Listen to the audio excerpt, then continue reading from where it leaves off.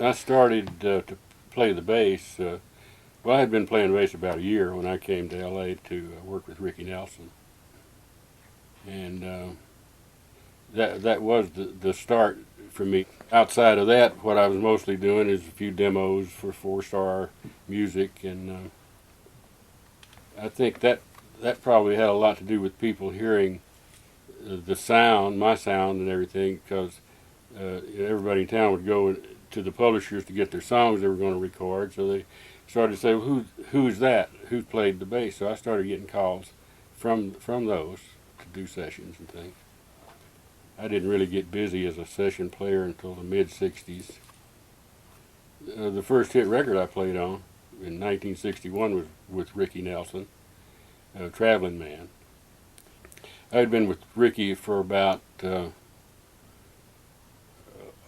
probably about a year. Well, no, maybe not that long. It was before we did the Australian tour in '61.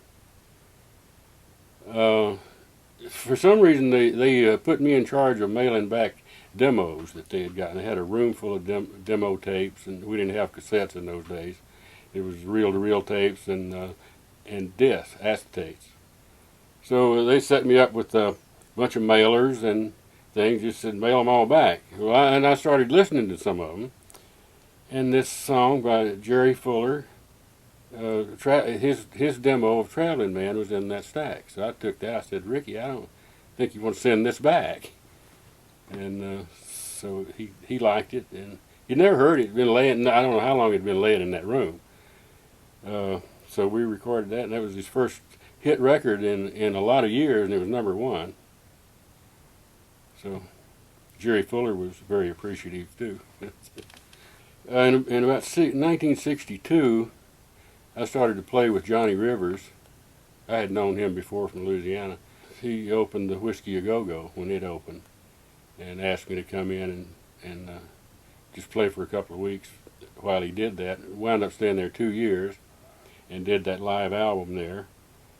And that's when Lou Adler got involved with him. I had known Lou before that, working some demos with for his publishing company with Steve Barry, P.F. Sloan. That's the first time I played with Hal and Larry, was on those things. And so from doing that with Johnny Rivers, with Lou, that mushroomed into everything Lou did as a producer, which later came to the Mamas and the Papas we started doing. And the engineer on all those things was Bones Howe.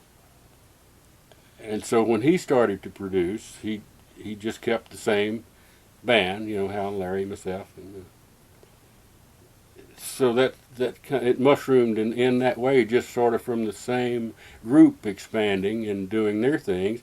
And Jimmy Webb came in through that same with Johnny Rivers, and so that mushroomed again into that the Fifth Dimension projects, and of course everything Jimmy Webb did on his own.